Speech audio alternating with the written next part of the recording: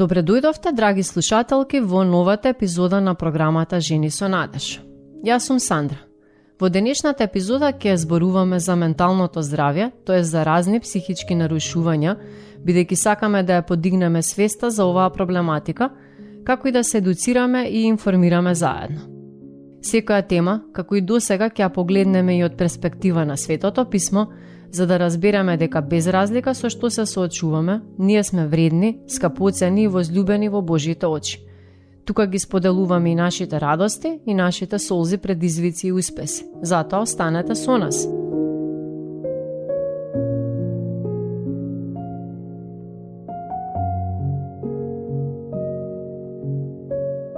Трендовите покажуваат дека анксиозноста е еден од најчестите клучни зборови што се пребаруваат на интернет пребарувачите.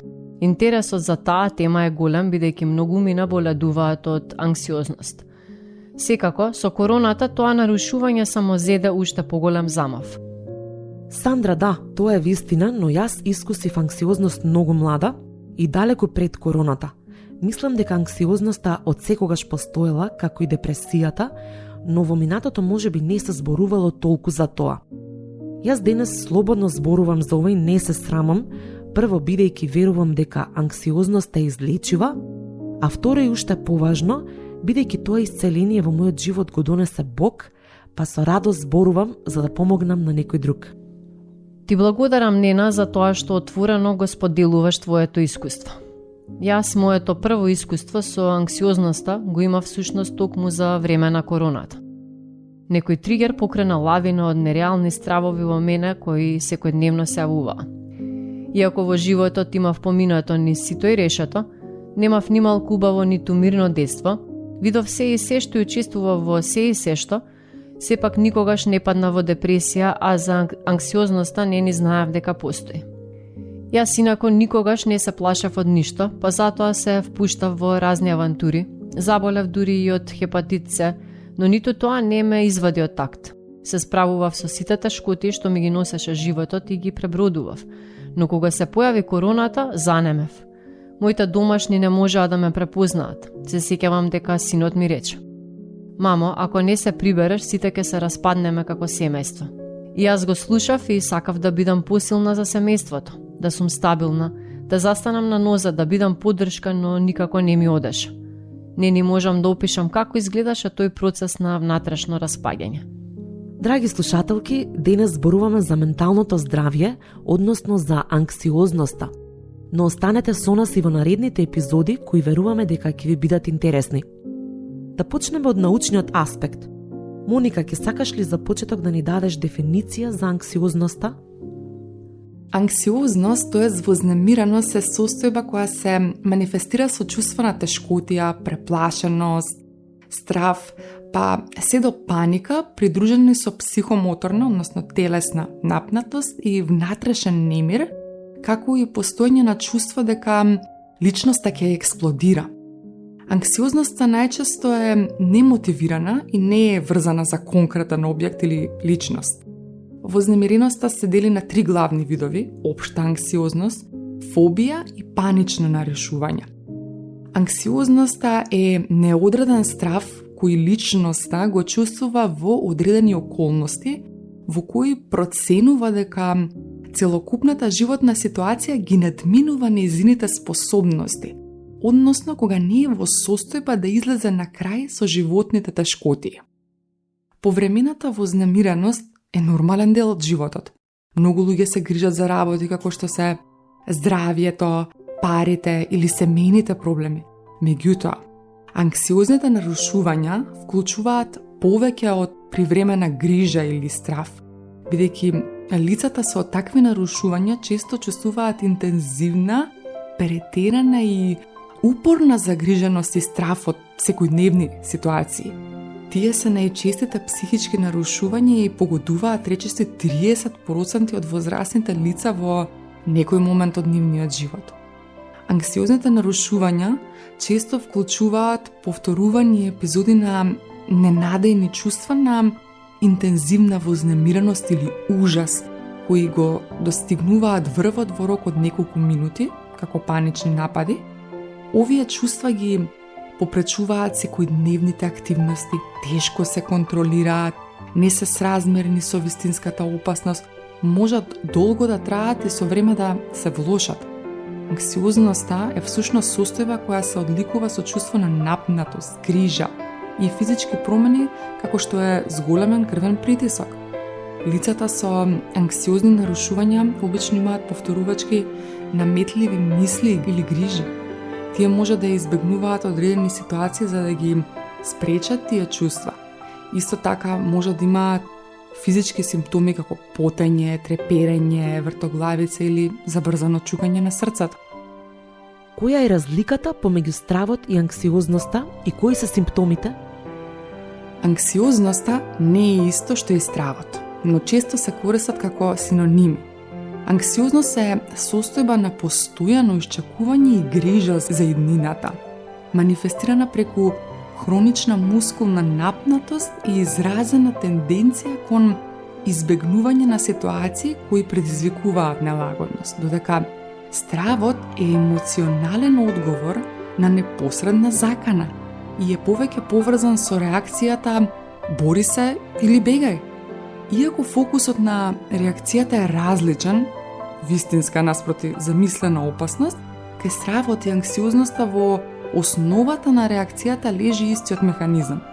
Именно кога ќе се соочат со страв, повеќето луѓе доживуваат физички реакции кои се јавуваат и кај анксиозноста. Кои се симптомите?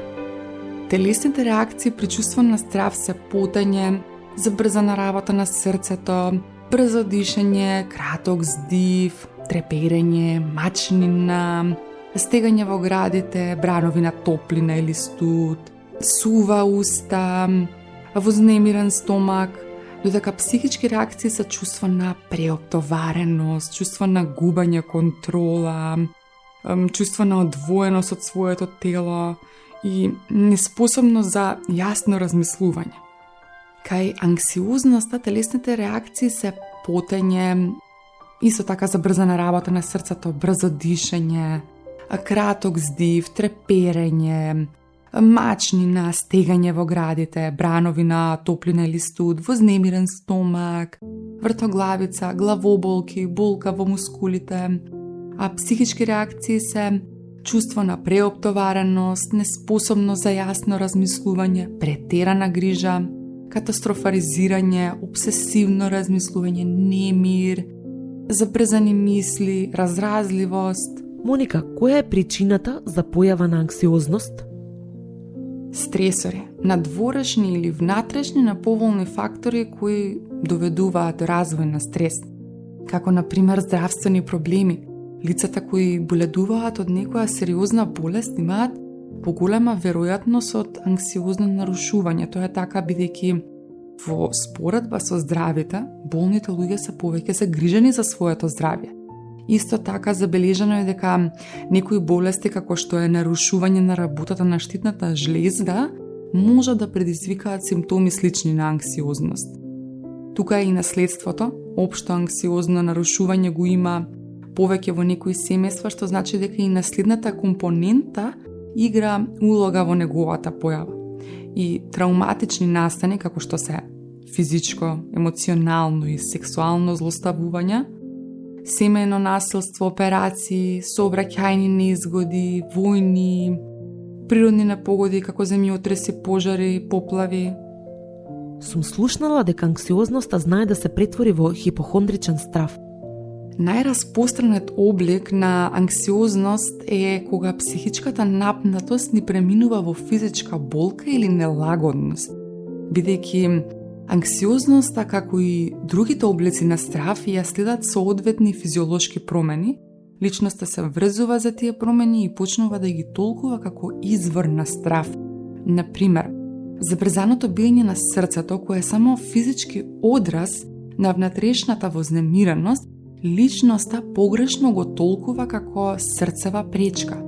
Тогаш на второ ниво, метаниво, самиот тој страв станува извор на нова паника. Овој пат од страв дека срцето ќе откаже, што води до смрт. Така, почетната анксиозност добива конкретна форма и прераснува во хипохондрија. Кои би биле факторите за појава на анксиозност? Научниците открија дека и генетските фактори, факторите на околината, придонесуваат за ризикот од развој на анксиозно нарушување, иако за секој вид анксиозно нарушување се разликуваат факторите на ризик, некои општи фактори вклучуваат срамежливост или чувство на вознемиреност и нервоза во нови ситуации во детството, изложеност на стресни и негативни животни настани, историја на анксиозност или други ментални нарушувања кај биолошките сродници. Моника, како се лекува анксиозноста? Во лекувањето на анксиозните нарушувања се користат психотерапија и лекови. Психотерапијата вклучува работа со терапевт за намалување на симптомите, а когнитивно-бихевиоралната терапија се смета за најефикасен облик на психотерапија за анксиозни нарушувања и се фокусира на учење специфични вештини за подобрување на симптомите и постепено враќање на активностите кои личноста ги избегнувала. Таа вклучува и терапија со изложување, каде што личноста постепено се соочува со предметот или ситуацијата што ја предизвикува анксиозност за да изгради доверба дека може да управува со ситуацијата. Исто така имаме и фармаколошко лекување, се користат неколку видови лекови во зависност од природата на проблемот, најчесто се антидепресиви. Лекарот може да пропише анксиолитици, лекови кои се користат за симптоматско лекување, кои го отстрануваат чувството на страв и напнатост.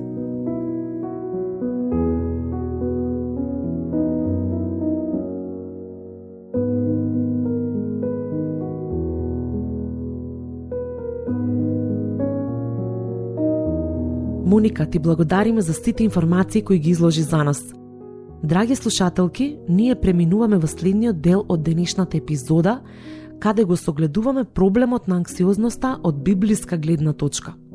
Анксиозност, тешкотија и постојана загриженост. Дали е тоа болна, грешна или нормална состојба?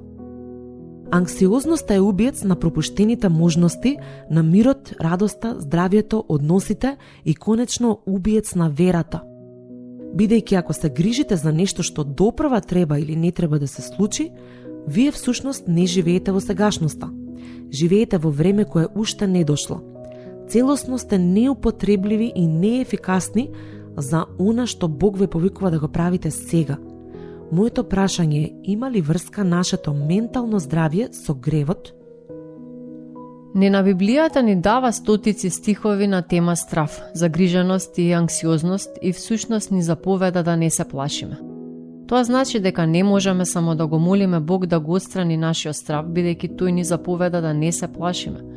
Кога станува збор за загриженоста, некако ни изгледа нормално да размислуваме за работите што не мачат во животот. Но тоа толку се сообразува со нашиот менталитет, што со тек на време и воопшто не го поврзуваме со гревот. Факт е дека во позадината на сите наши чувства честопати стои гревот, гордоста и неверието, било да се работи за депресија, мака, грижа, патење, паника, стравови и така натаму. Постојаната загриженост, за жал за некои луѓе, е начин на живот. Баш така, понекогаш ми се чини дека ако не се грижам, не сум одговорна, дека нешто не е во ред со мене. Да, те разбирам, сите сме склони едноставно да му се препуштаме на тоа чувство кое ги окупира и заробува нашите мисли. Неспените ноки, несоницата, мислите кои кружат во нашиот ум се секојдневие на многумина. Самиот Исус ни рече дека колку повеќе се приближуваме кон крајот на времето, вознемиреноста во светот ќе биде се поголема. Тоа ни го потврдуваат сите статистики кои покажуваат дека депресијата и анксиозноста се најголемата светска пандемија на денешницата. Анксиозноста е убиец на мирот. Ако ја имате, вашиот ум никогаш не искусува мир. Постојано мора да размислува за нешто што можеби би се случило во иднината.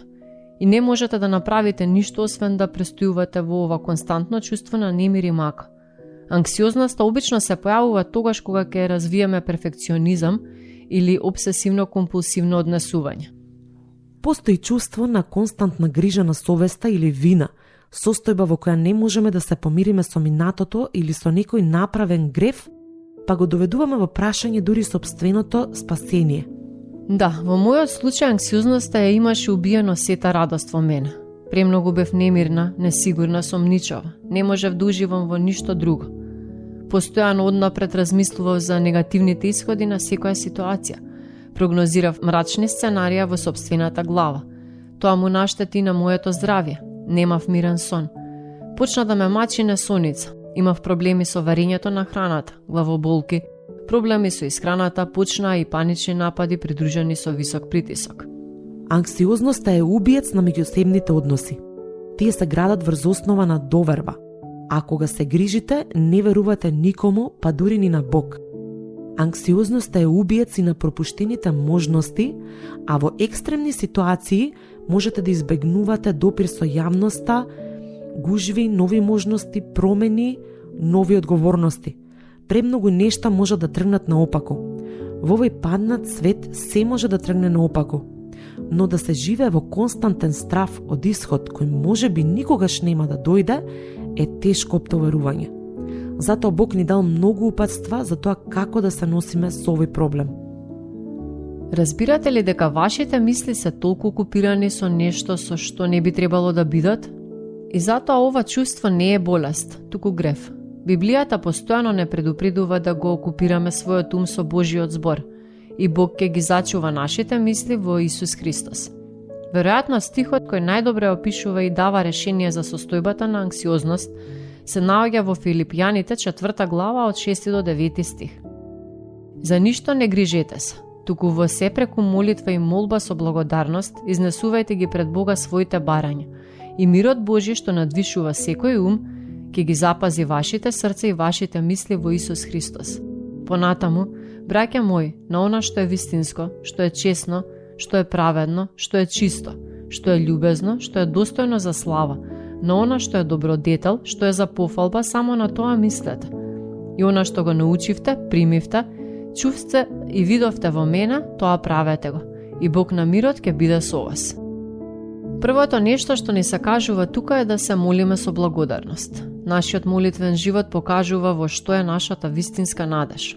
Оној кој се грижи е фокусиран на самиот себе. А каде не води тоа? Во неверие, а неверието е грев.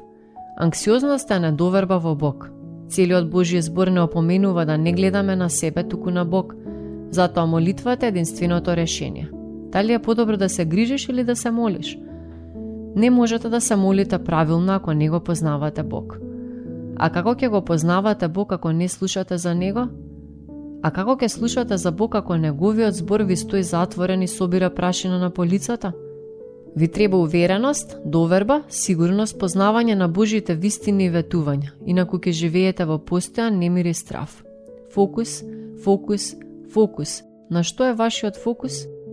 Ако е на вас, тогаш ќе потонете. Ако е на Христос, тогаш ќе одите по вода.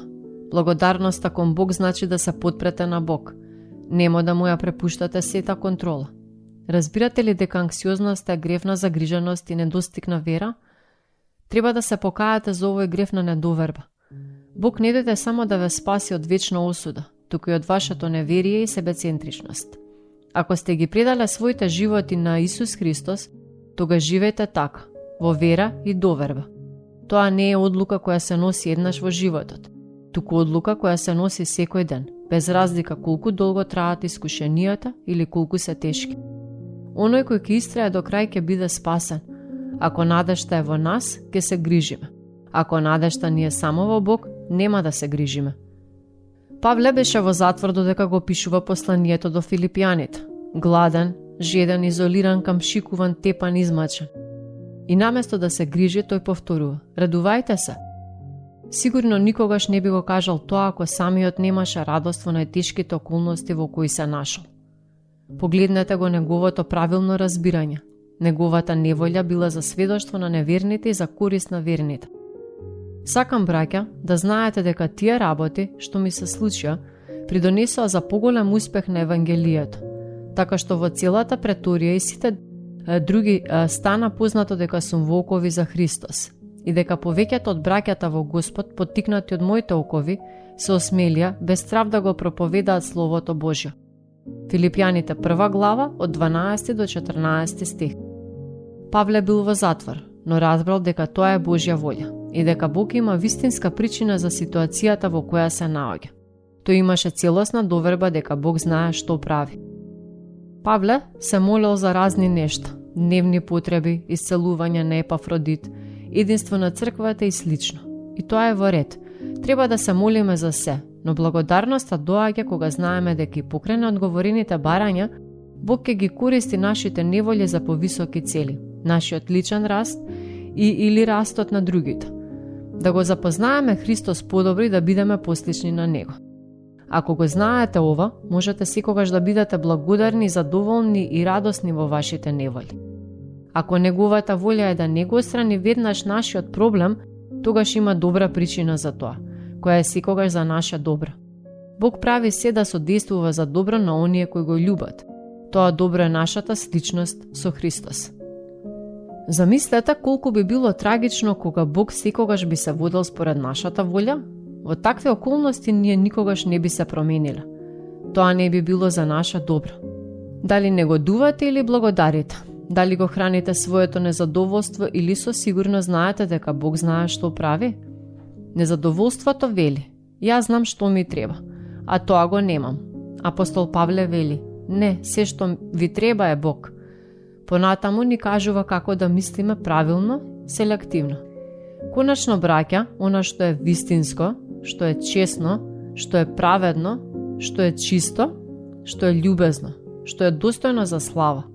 Ако е некоја добродетел или пофалба, на тоа мислете. Филипјаните 4 глава, 8 стих. Тоа значи дека понекогаш анксиозноста е наш избор. Повеќето од нас внимаваме што јадеме, но не и со што го храниме својот ум. Ако дозволите ѓубре да влегува во вашиот ум, тогаш од вашиот ум ќе излегува ѓубре. Закон на сеење и жнеење. Како што јадете селективно, така морате и да размислувате селективно. Колкумина од вас кои постојано се грижите мислите на она што е вистинито? Предпоставувам малкумина од вас. Зошто? Бидејќи мислите на безброј крајни исходи. Вашата главна мисловна преокупација е што ако. Толку многу можности ви се вртат во главата, а ниту една не е вистинита, бидејќи не знаете што ќе се случи во следната секунда. Што е вистинито? Божите ветувања се секогаш вистините. Божите атрибути се вистините. Божиот збор е вистинит. Морате да го прекинете текот на своите мисли, да ги отфрлите сите тие бројни лажни можности кои никогаш нема да се случат. Еве еден совет. Вашето што ако, заменете го со дури и ако. Еве еден пример за тоа што е вистинито. Во Исаија 41 глава 10 стих пишува: не плаши се, зашто јас сум со тебе. Не вознемирувај се, зашто јас сум Бог твој. Јас ќе те закрепам и ќе ти помогнам. Ќе те поддржам со мојата победоносна десница. Овие зборови се вистинити и ако вашиот ум го окупирате со овие вистини, тогаш нема да има место за безброј лажни можности. Со загриженоста нема да додадете ниту да одземете од исходот на ситуацијата. И ако не можете ништо да промените, тогаш зошто да се грижите? Мисли ли некој од вас дека ако се грижи може да му додаде еден лак на својот раст? И така, кога ни најмалото нешто не можете да го направите, зошто се грижите за друго? Лука 12 глава од 25 до 26 стих. Анксиозноста не е болест, туку пребивање во погрешни мисли. Со нашиот мозок се е во ред, само го исполнуваме со ѓубре, а потоа завршуваме кај психијатари на седативи и антидепресиви, наместо да пребиваме во она што е вистинито, праведно, чисто, љубезно, достојно за пофалба. Не сме болни, туку сме фокусирани на самите себе, на својата волја, својата контрола, својата надеж, својот грев, својата невера, а потоа се потпираме на разни погрешни методи наместо на решенијата кои Бог ни ги дава, а кои се единствено сигурни, доверливи и трајни. Павле вели: мислете и правете, и Бог на мирот ќе биде со вас. Освен што треба да мислиме на она што е вистинито, праведно, чисто, љубезно и така натаму, мораме тоа и да го ставиме во пракса. Мораме ние да бидеме вистините, праведни, чисти, љубезни, на добар глас, достојни за пофалба. И она што го научивте, примивте, чувте и видовте во мене, тоа правете го. И Бог на мирот ќе биде со вас. Филипјаните 4 глава 9 стих. Тој не поттикнува на моментално и континуирано дејство, Нашата вера мора да биде практична. Значи да се молиме со благодарност, да мислиме селективно и да практикуваме верност и ќе бидеме исцелени од анксиозноста. Да се молиме правилно, да мислиме правилно, да живееме правилно. Изборот е секогаш наш. Можеме да ги применуваме Божите принципи кои ќе водат кон наша благосостојба или да се водиме според принципот на загриженост, а тоа ќе биде на наша штета. Пред се, мораме да имаме исправна слика за Бог, слика каква што имал Павле кој покрај сите околности секогаш се радувал. Што е погрешно во нашата анксиозност? Погрешно е што не го вклучува Бог во целата слика. Погрешната перцепција за Бог е неверие. Псалм 107 од 13 до 14 стих, тоа совршено и конкретно го опишува. Тогаш во тагата своја повикаа кон Господ и тој ги спаси од маките нивни, ги изведе од темнината и смртната сенка и ги раскина оковите нивни.